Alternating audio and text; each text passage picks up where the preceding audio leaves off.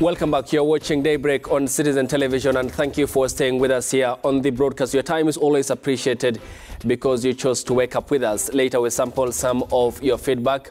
The hashtag on Twitter is Daybreak at Citizen TV Kenya and at Ayub Abdikadir. And as we discuss this very pertinent, important matter, in effect, to the education sector in the country following the report handed over to the President yesterday by the Presidential Working Committee on Education Reforms in the country, which disregarded, according to the main publications, recommendations of the curriculum experts from the Kenya Institute of Curriculum Development and the Kenya National Examinations Council, as well as the Kenya Secondary Schools Heads Association and the Kenya Union of Post-Primary Education Teachers, who called for the domiciling of the junior secondary school within the secondary schools in the country.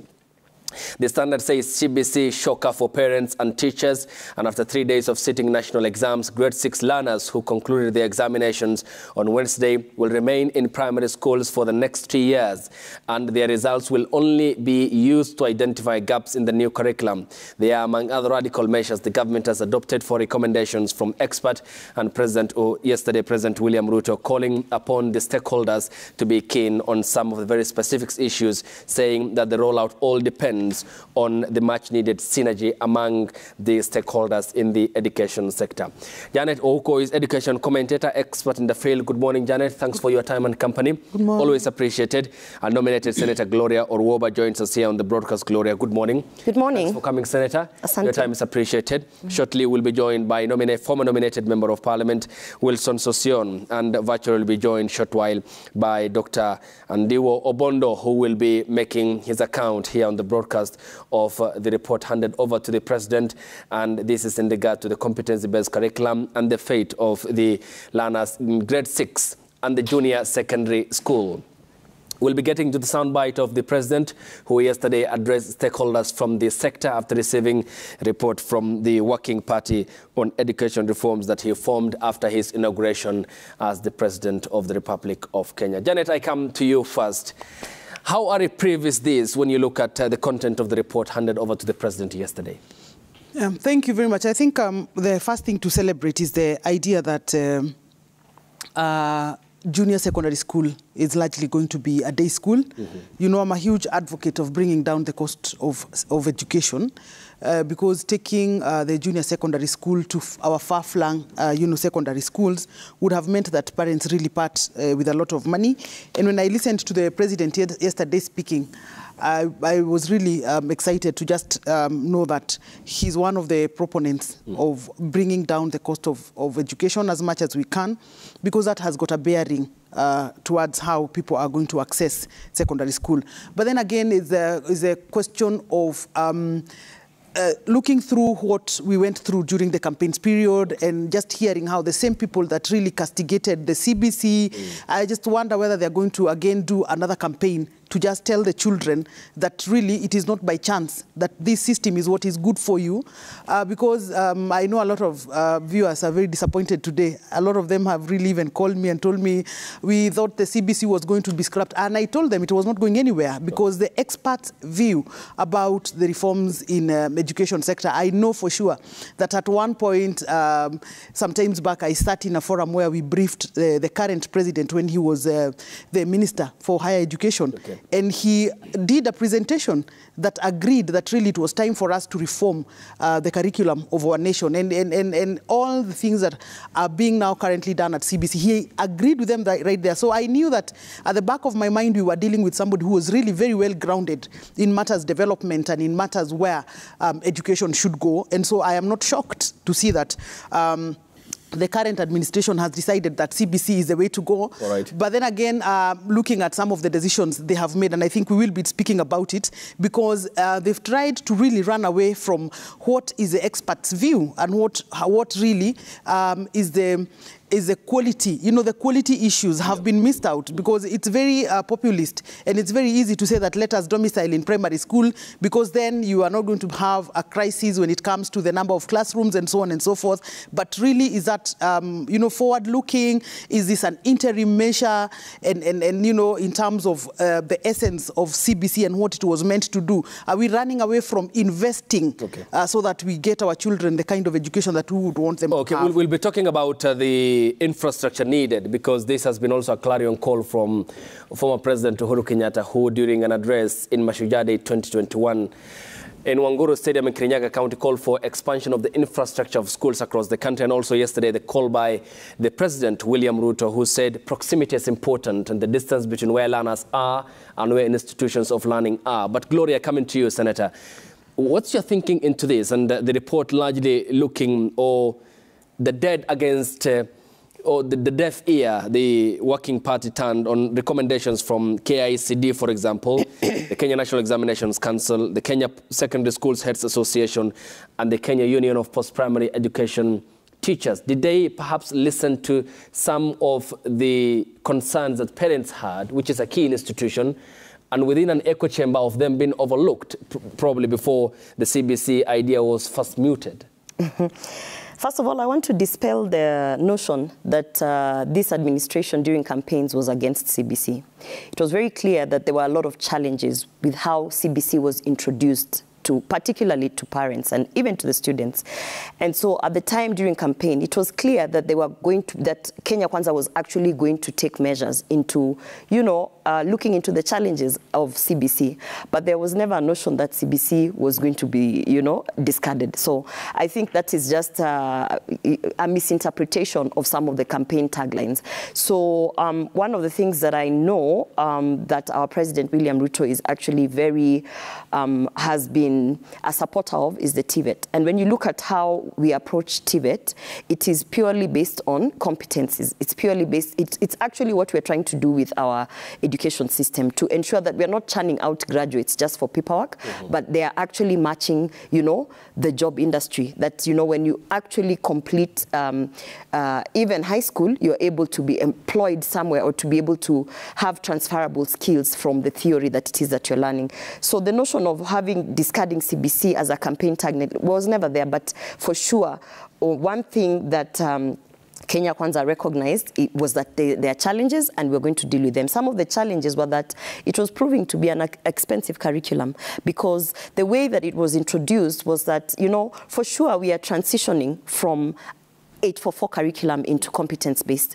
And for sure where we want to be is where our classes are more practical. There are synergies between what you're learning in class and actually, you know, the real world. But, you know, the nature of how CBC is put out is that it requires a lot of elements. It's an expensive curriculum. It's an expensive way of an education system. So I think now this task force that was put together to go and see how can we go the direction of CBC, but still be very aware and alive to the fact that we have to keep the education, you know, the cost of education affordable and actually accessible to everyone. When you talk about the transition of the junior classes, you know, there was the debate that after they sit for the class, is it the class 6 or is it class 7? After they sit for their the assessment, you know, the national assessment, that they should go to the secondary school. Personally, I'm of the opinion that at that age, they're a bit... I feel that because secondary school, as we know it here, most of the public secondary schools are boarding schools. And I'm of the opinion that the age at which that particular student is going to be sitting for that assessment is too young for you to then just say, because we are transitioning to CBC, we are going to throw them into a new institution that is a boarding school. So I feel that that decision was made. There was a balance between what is the practicality that we can actually be able to keep these students in a boarding facility, which is most of the public secondary schools. But you will note that the 10,000 extra classrooms that were being pushed in the last administration to the primary schools are actually now going to be used as a way of decongesting the secondary schools. Okay. So it is not that the Kenya Kwanza government does not understand that there was an ongoing project that perhaps will have an impact. It's just that now we are shifting it. And you'll notice that in the year 2025, with how they have done, with how they have actually planned the transition, we will not have Form 1s. So, and that will give the government enough time to be able to now have the transition. Okay, the agreement generally is here that, and Janet will be scaling down this because she talked about TVET, the need for skills, communication and collaboration, imaginative and creativity, imagination, critical thinking and problem solving, citizenship, learning to learn, self-efficacy, and digital literacy. But let me cite this report by the Kenya National Union of Teachers that was done in 2019. And they did find in their research that schools were woefully unprepared, teachers were not prepared, availability and adequacy of teaching materials, level of engagement between teachers and parents, as well as challenges faced by school heads and the teaching staff to implement CBC. They seem to have been the standalone soldier here. And it appears that the CBC, the report by the Working Party on education reforms largely agreed with them because they also cited resources and infrastructure required for CBC were inadequate at the time. Was the implementation hurried? I don't know that the implementation was hurried because honestly speaking, we must call ourselves out as a country for having and embracing a culture of not doing the right thing. What CBC is suffering from is the perennial underinvestment in the education sector. Right now, the Kenya Kwanza administration has come in, enthusiastic as they are. They have to employ 30,000 teachers in January. I want to sit here and ask that we have been promised 30,000 teachers. January is just a few weeks away. The supplementary budgets have not been done. Let them hack that one, the employment of 30,000 teachers. If we had over time really employed, gradually employed teachers, we would not be where we are now. Look at the Presidential Working Party making a decision to domicile junior secondary school in primary school, and listen to the president himself yesterday saying that it is the vision of this country to have a secondary school in every primary school. So what stops us from domiciling junior secondary school in the annexed day secondary school so that we blend the quality issues that are being talked about by experts and the question of accessibility? The admission is that this government and previous governments have not invested adequately in education. That is where CBC is getting a beating. Otherwise, had we done our infrastructure as we would not be in the quagmire that we are right now. And I think looking at the statements that came, I think there were about seven bullets, and every of those bullets, it's talking about money. I really want to see the education budget when the first budget for Kenya Kwanza is going to be read, because if it is not accompanied by money, we have no issues. This country is not short of any ideas, and there are no brand new ideas, from this kind of a report. In fact, the question of the KIPSEA examination not being transitional or not having any bearing on the transition of children, it was already there, because we were worried that at grade 6, where do you want to sort children to go? Or those that fail, where do you want them to go? So we are not short of ideas in this country. The only problem that we are suffering is our lack of discipline in targeting which are the most important sectors. Where do we take our money? And do we really mean it? Because I also saw another excuse, I want to call it an excuse, in the 7th bullet, talking about CDF being the people that will construct classes. And I want to tell this administration that CDF can help, but can the Ministry of Education take its full responsibility? Because again, this government does not have a way of monitoring or even holding the members of parliament to account that you did not build XYZ number of classrooms. So it's just a scapegoat of wanting to say, yes, CDF has thrown a classroom here, has thrown another one there. And I want to say that really the question that we are dealing with in the implementation of CBC is about resources. And I want to say that CBC is not expensive. It is just that we have perennially underinvested, so that when now we are faced with a situation like this, everything else seems an emergency. Look at how the last government struggled to build 10,000 classrooms. We have 23,000 primary schools. I want to see how this government is going to build 23,000 classrooms. So really, it's a question of perennially we have underinvestment. We have underinvested. So I really want to see an administration. We would not expect really, because I think it would be unrealistic for them to do everything in the first year. But gradually, can we see commitment to investing more in the children, because the investment you make this year, it is not the same investment that you will make in the next year. Okay, and appreciating the two-tier sort of roles between the national and the county governments. ECD is largely now devolved function undertaken by the counties, primary and secondary by the national government, and will be scaling down to the funding aspect, because these are also very pertinent points that were mentioned in the Koech Commission of 1999 as to how education ought to be funded adequately. Talking about quality, Senator Gloria Orwoba, then going forward, certainly the baby has not been thrown out with the bathwater. There is an aspect of a consensus on the appreciation of how CBC will reform the education sector in the country. How well then can the authority synergize here? Because NAT was on the opposite end, KICD, COPET, and others were on the other, supporting for immediate and rolling out on the implementation of CBC. Where is the point of convergence here? Because there seems to be a consensus in the agreement that CBC is good, but what is the point of convergence? First of all, I want to say that employing 30,000 teachers by January is not something that is impossible. You know, I think Kenyans, we are used to just getting the short end of the stick. So when people actually deliver, when a government delivers, we are shocked. Remember that people said Hustler Fund is not going to come along. Hustler Fund is here with us, you know. So I think Kenyans should normalize that there is a government that's now working for them. You know, some of the promises, actually most of the promises that Kenya Kwanza put out for the first 100 days, notwithstanding the educational promises, have actually come to pass. So I don't think that we should panic, and we should not jump the gun yet to say that it's going to be impossible to employ 30,000 teachers. As we sit now, if you talk to the professionals within that education sector, they will tell you that we have a surplus of teachers who are actually not employed. Some who have been within the institutions in what we call contracts, that they are not actually employees, that they are part-time workers and whatever, you know, that there are some institutions who have been using them to moonlight. So employing 30,000 teachers is not a problem. It's not going to be a big, you know, let's panic, you know. So I think the areas of synergies is what we need to look at.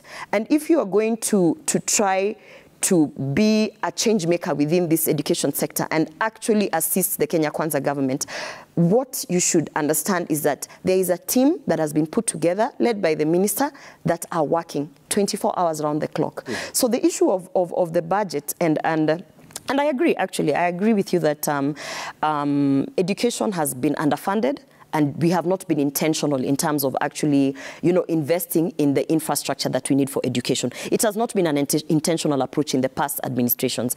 And those are some of the things that now, going forward, it's not about, you know, putting bandages. So when you talk about infrastructure, there has been the project of 10,000 schools that had been introduced in the previous administration. If you look at the reports that are being put out, is that project should not be stopped, but it should be, the shift should be that we are investing in secondary schools to decongest the secondary schools. So I don't think that it is impossible, and I don't think that the budget, you know, the first Kenya Kwanza budget that's coming up will disappoint us. Education is one of the key factors. We even had a whole sit down with the teachers and all this. You know, we had the charter, because the intention is there, and it is one of the things that the administration is going to put emphasis on. So and there was the issue of the KPSEA examination. I think the culture that we have as Kenyans is that when you sit for an exam, something has to happen. No, nothing has to happen. It is also a way of assessing if the resources that are being pumped in, if the teachers are actually, if there's proper learning, you know. So it shouldn't be an expectation that if I sit for a national examination, something has to happen. I have to move from here to there. It can also be a way to assess, are we actually going in the right direction? And I think that was a brilliant idea to ensure that the junior secondary school is actually kept in primary school, because so that we can stop thinking that it's about sitting for KCSE, sitting for KCPE, and now KPSEA. So let students also start having a culture that for as long as I am learning, there should be an assessment, so that themselves they can also understand that they're going the right direction. Now, the issue of CDF, you can't say that we need a way to put the members of parliament accountable in how they spend. First of all, CDF is actually, the members of parliament they play an oversight role on CDF. They are not, and that was the issue. That is why we had a lot of back and forth of whether this is legal and it's not legal, because there is a misunderstanding that CDF is a fund that is controlled by the members of parliament. No, they play an oversight role. In fact, there is a committee, there is a chairman. The community sits and decide that within these are the funds that we have, and this is what we need in terms of development. And yes, there were issues on whether the CDF fund is playing a double role, because we have we devolved certain functions. So when the president says that some of these investments that we need, the infrastructure that we need, can actually be accommodated through CDF, it's because CDF has actually played a big focus in education. Okay. We know that our schools have been funded heavily by CDF in terms of bursary, in terms of infrastructure, So I think it's just the government finding a way of not replicating and wasting resources, but saying we have CDF, that can be a form of injection of resources that we need. Okay, and Janet, I come to you because this is also a point that the president yesterday emphasized on, and he again raised the idea of schools being safe haven, schools being social mobility and the social engines of the society. And we all appreciate that many Kenyans do struggle to reach school because of the long distance. We covered a story in the county of Tana River where learners had to go more than 150 kilometers to go and sit for the examination. Some airlifted by the military choppers belonging to the Kenya Defence Forces. And in the face of it, what are the real possibilities? Because we seem to be now gradually appreciating the importance of CBC. What are the real possibilities here that the competency-based curriculum and the education sector in the country could address this very systemic dysfunction that's glaring out? I think by the time we are probably doing 1 or 2 years. Right. And I got a little disappointed because, and of course, maybe I can understand a government that when a government is making decisions, there's quite a lot of political balancing to do. And so that sometimes when people remain so professional, they make the right ideas, yes, but sometimes the ideas are not popular, and I think that is not in line with what we have seen this administration wanting to do.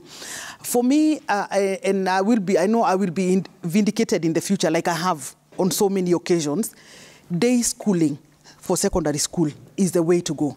We cannot continue what we are doing and we sustain it. There is a lot of resources that are being spent by Kenya government because we've surpassed all the thresholds that have been given by international community. Okay. Spending 24% of the national budget on education, spending so much of our GDP on education, we have surpassed all those thresholds. But are we investing in the right places? We really need to ask ourselves, do we really need, is it a must that we do our transactions for secondary school in a boarding setup? Is a question that parents could ask themselves, because we are seeing a trend here. The government is not increasing its expenditure per child. The only people that are being squeezed to increase expenditure on their children are the households. Every government now is spending 22,000 for every child that goes to secondary school. What are households spending per child? When you take your child to a national school, the household will be spending 53,000, which is what is documented. But there are so many other things that you have to bring about. So in the spirit of really wanting, and when I was listening to the president yesterday, I got very excited because he was saying that his administration will endeavor to make sure that education is as affordable as it can get. So those are some of the things. And parents are not taking their children to boarding schools because they want. It is structurally how this country has set out that all good secondary schools are boarding. So parents have not been left with a lot of choices. And I remember some time back, I think it was in 2016 or 2015 thereabout, there was a move to create day school wings in secondary school. And one did very well here at State House Girls. So I think really we must tell ourselves the truth as a country. The way we are spending in education, is it sustainable? Can't we have a little more of discipline measures? When the president says that the primary school is the junior secondary school is going to be domiciled in the primary school. Okay. I know there's a conversation about how do we differentiate these learners that you have come from primary school to secondary school. We now want to introduce a brand new uniform at that point. And we know the conversations that we have had in this country about uniform, that moving from this level to the next, you need 20,000 of uniform, for example. What stops this administration from banning the sale of uniforms in secondary school and just reducing uniform to a simple mere tunic? Because we appreciate the role of uniform, but does it really have to be that expensive? 20,000, 15,000? Do we really have to, I mean, does life need to get that expensive? Thank you. So I'm really imagining that the president, those are some of the issues that are pressing the parents, and those are some of the areas that maybe we are expecting the president to crack the whip. Okay, thank you. And now we are joined by a former nominated member of parliament, Wilson Sossion. Good morning. Yeah, good morning. Thanks for your time. You had well-documented differences with the Ministry of Education in effect to the competency-based curriculum. I'll shortly be taking your account to that and the report yesterday handed over to the president, which disregarded recommendations from key stakeholders in the education sector. But first, live to Nyeri County from Nyeri High School, and this is the examination, the Kenya Certificate of Secondary School examination that is kick-starting across the country. Here you see the Ministry of Education officials supervising the opening, or the distribution rather, of the papers in the county of Nyeri. This is Nyeri High School. And Martin Munene will be giving us an update, an assessment to the distribution of the papers to different schools across the county of Nyeri, as many government officials, as is the case, as has been the tradition, seek to supervise the examination administration across the country, and comes just a day after the conclusion of the grade 6 learners and the examinations that were administered by the Ministry of Education, and that, according to the report by the Presidential Working Party on Education Reforms, will not be used for placement in junior secondary schools across the country. When we get back from the break, I'll start with Wilson Sossion. There we go. Nope, I'm told that this is in Nakuru County. Marianne Nyambura is giving us the live pictures from the county of Nakuru, number 32, and this is the distribution center of the examinations that are starting off officially across the country, and she will be giving us an upbeat assessment of the situation later here on the broadcast. You can see how security officials are equally involved. The Rift Valley Regional Commissioner, Maalim Mahmood, who is also there with regards to the overseeing of the process and cutting off of the examinations that are set to be distributed across the country. This is the official day, beginning the first day of the examination of the Kenya Secondary School, that is examination KCSE. Here is Nakuru County. Earlier we had Nyeri. Then to the county of Mombasa. Here are the live pictures, and we'll be getting shortly in the county, to the county of Mombasa, and we'll be getting to the county of Mombasa and to the rollout of the examination papers, the distribution centers. What you have on your screens at the moment are the live pictures coming to you from the county of Nakuru, and that is the Rift Valley Regional Commissioner, Maalim Mahmood, who is cutting off the box that contains the examination papers ready for distribution to different schools in the county. And this in the presence of education officials who are overseeing the process. As you can see, everything has to be done orderly, and it must be as prescribed in the outlines and the guidelines as provided for by the Ministry of Education. And this is happening across the country. So we'll be giving you the coverage from all the counties in the 47, across the 47 counties, the devolved units that I'm talking about. And there you can see the rolling out of the examination, the papers ready for distribution to the different learning centers and the examination centers. To the county of Mombasa, and here are the live pictures coming up shortly on your screens. And I understand that the Teacher Service Commission CEO, the Chief Executive Officer, Nancy Macharia, is there and will be getting the live update. She's speaking. Let's cross over and listen in.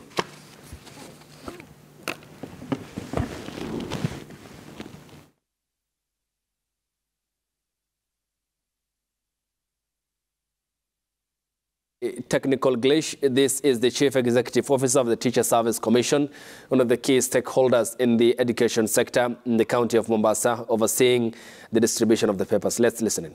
involved, who have been vetted, and who are now expected to administer, and we get credible examinations. Maybe talk to us with regard to the process of employment teachers that was announced yesterday by the president. Yes, as I have already mentioned, what we're saying is that the government has been very kind to us to give us 30,000 teachers to employ. You know, we already have a deficit of 116,000 in this country. So, and we have previously been employing 5,000 teachers every year. So that 1,000 will go a long way in trying to reduce this deficit. Because as you know, already in secondary schools, that's where we have the highest deficit at 68,000. And this grade 7, of course, now in the CBC structure, joins what we used to call secondary because it's junior secondary.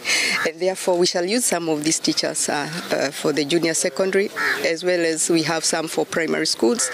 And the rest will go to the 844 as we know it. But that is what TSC, the modalities that we are working on, so that in January we recruit these teachers. Do you have adequate funds that are required for this training for grade 7 and higher?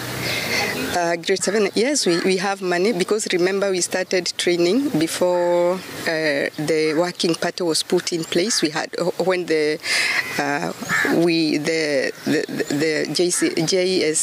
junior secondary was going to secondary, we had started training, but we didn't finish because when the new government came into place, then we had the working party, and therefore we still have those funds and we can train some teachers at least to start with the grade 7. We retool them. Of course, it will be phased because the time required, usually during the holidays, is not enough. But again, we are working as directed by the president with the relevant stakeholders in the education sector to ensure that we get teachers more time for training so that they are equipped properly. But we can start so that as they go to this grade 7, they don't find new things. They are already teachers, but they need just to be inducted a little bit into what is expected of them. Thank you.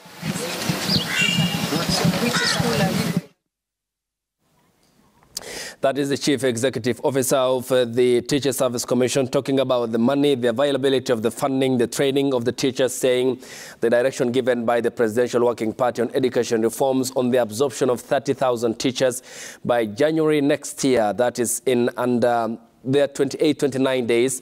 Time is timely, and therefore they are doing so as TSC in collaboration with other stakeholders in the education sector.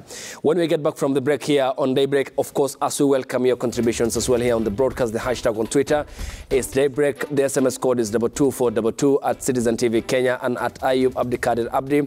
I'll start with the account of Wilson Sosion, the former nominated member of parliament and who had well-documented differences with the competence-based curriculum, the style by the former Minister for Education or the Cabinet Secretary, Professor George Magoha, and he will be giving us his account and thinking as to the report handed over to the President yesterday.